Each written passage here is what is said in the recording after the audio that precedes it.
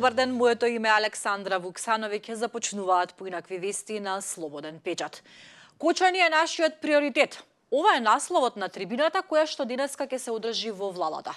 На трибината ќе се обрата директорот на Службата за општи и заеднички работи Ивица Томовски, директорот на Фондот за здравствено осигурување Сашо Клековски и генералниот директор на Црвениот крст Саид Саити.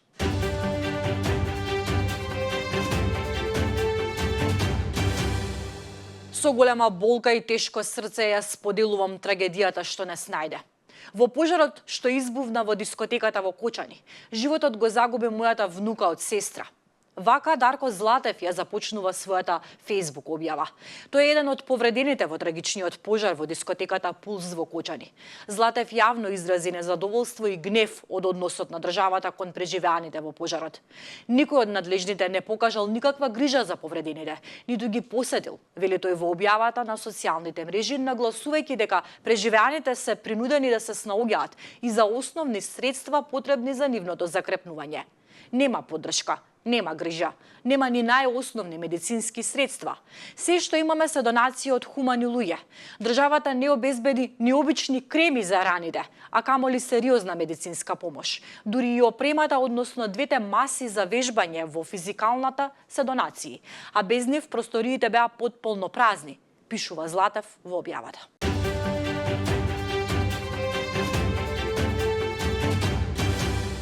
Детето ми умре на раце на пат за Скопје. Барам казна и правда, вели мајката на 3-годишното дете од Кавадарци.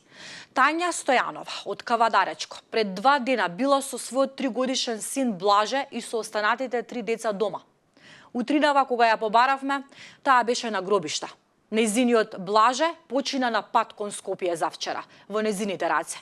И Тања и сопругот Томе бараат адвокати што без пари ќе ги застапуваат за да се докаже дека во Кавадаречката болница, каде го однеле детето, не им било помогнато. И тоа од докторка со конкретно име и презиме која ја обвинуваат.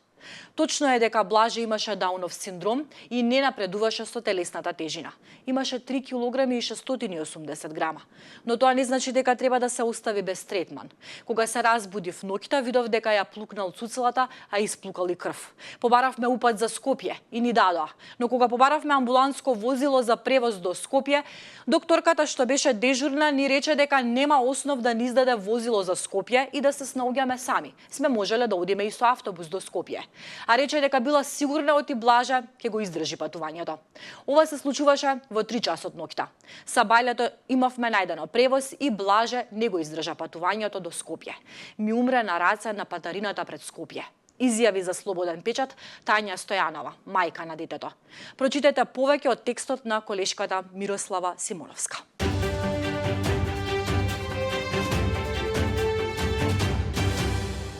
Изманипулирани поради подложност на зависност од дрога и пијанство.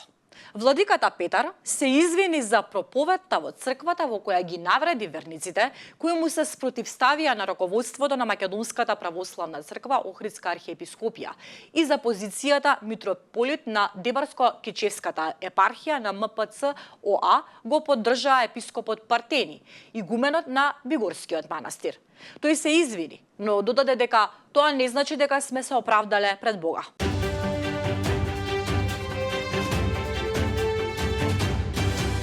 А каде ќе шетаат министрите денес? Македонскиот министер Владо Мисајловски патува за Брисел.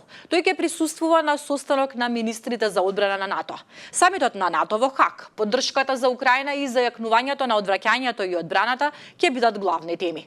На овој состанок ќе биде направен огромен скок напред во зајакнувањето на капацитетите за одвраќање и одбрана на алијансата со усогласување на нови амбициозни цели, рече генералниот секретар на НАТО Марк Руте.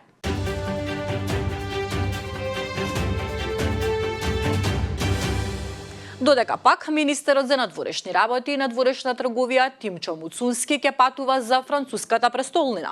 Тој ќе присуствува на работна посета за натамошното унапредување на билатералните односи, реафирмирањето на француската поддршка за евроинтегративниот процес на нашата земја.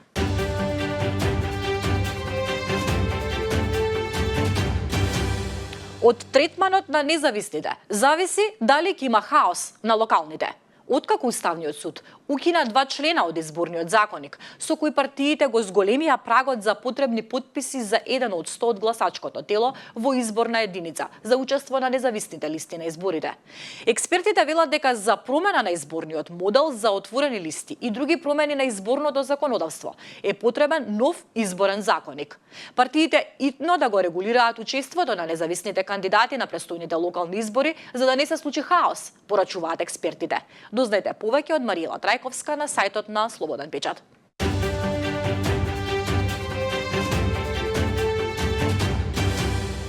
Оскудна и прескапа е понудата на црешите на зелените пазари, а нивната цена се движи од 250 до 400 денари за килограм. Ги нема и по маркетите.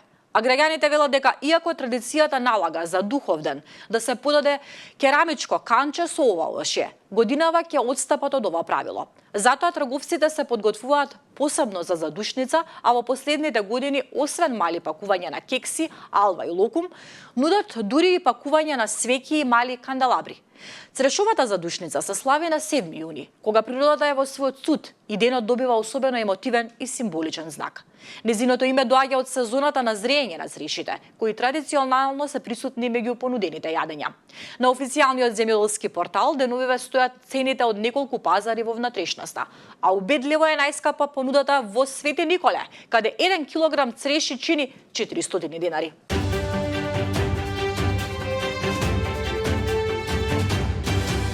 Одиме со вести од регионот. Пратеници во бугарскиот парламент се степаа за време на седницата посветена на воведувањето на еврото како официјална валута, откако Европската комисија даде зелено светло за влез на Бугарија во еврозоната од 2026 година. Бугарија на тој начин би станала 21-та членка на заедничката валутна зона. Сепак одлуката предизвика бура реакција од пратениците од Патриотската партија Препорот, односно Преродба, кои се остро против напуштањето на националната валута лев.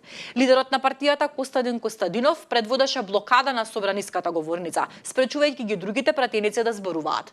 Потоа самиот се искачи на говорницата. Денеска е црн ден за Бугарија, јаничарите ја закопуваат нашата земја, рече Костадинов.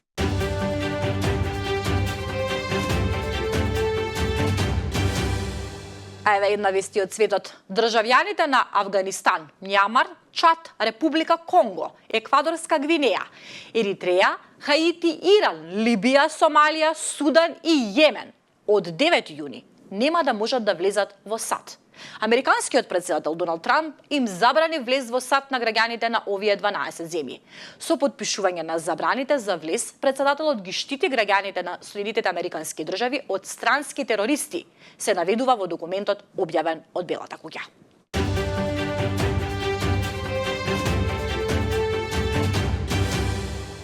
И за крај нешто убаво. Скопје мириса на липа. Липите се нераздвоен дел од градот. Ги има во градските улици и булевари и важат за символ на Скопје. Дрвореди има насекаде, а некои од дрвјата се постари и од 100 години. Како изгледа градот со крошните на расцветани липи, погледнете од видеото на нашиот колега Методи Здрајев.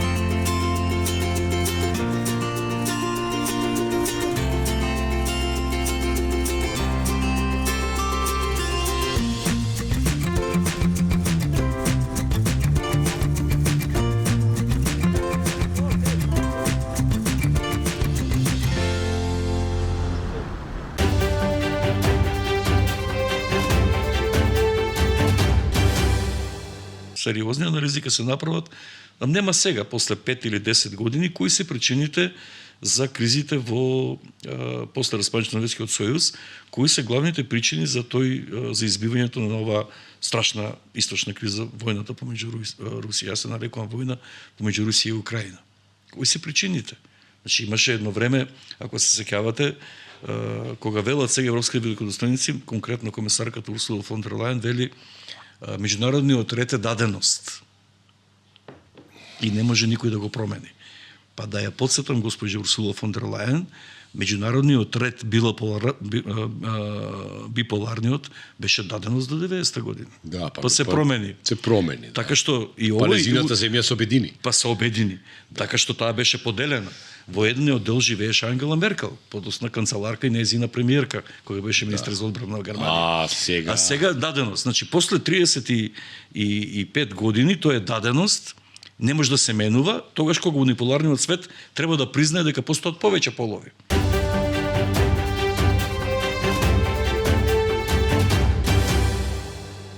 За повеќе информации појдете на slobodnpečat.mk.